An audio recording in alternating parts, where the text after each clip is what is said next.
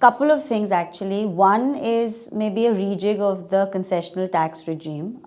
It was something that came in with a lot of fanfare in 2020, and there was expectation that a lot of taxpayers will opt for this scheme. That, according to press reports, that hasn't really happened.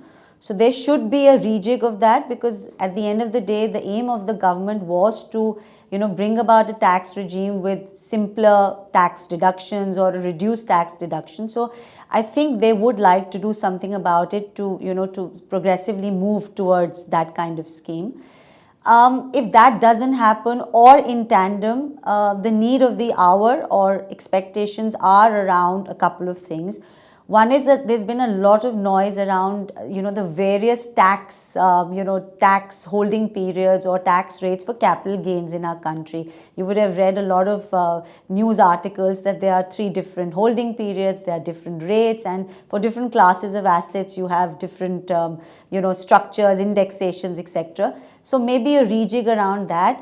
Very honestly, do I expect the rates also to change and the holding period as well? I'm not very sure, but I think something should happen at least around the holding period side. There's 12, 24, 36 months, and maybe specifically for REITs and InvITs, which is right now the holding period is 36 months for long-term capital gains.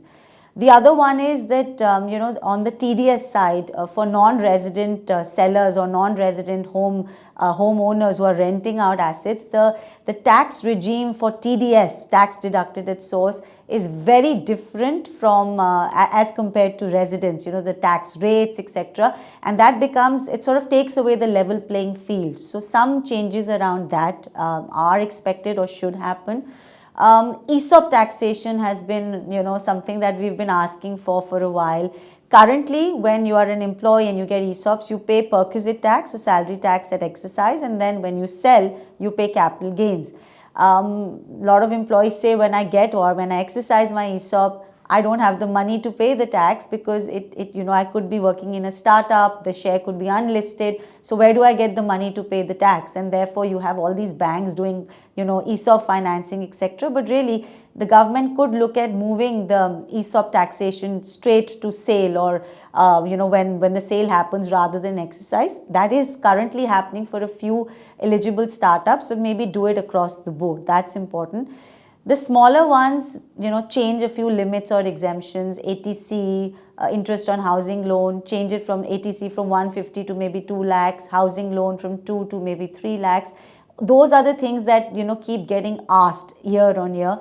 And maybe looking at all the exemptions and deductions that are there, the children's education, hostel allowance, these are really low numbers, really archaic, and need to be simplified. So I think if I was to look at the personal tax regime in toto and what changes could come about, 5 points: concessional tax regime, rejigging the holding periods and rates for capital gains, the TDS regime, especially for non-resident sales, sales by non-resident sellers and homeowners for rentals, and the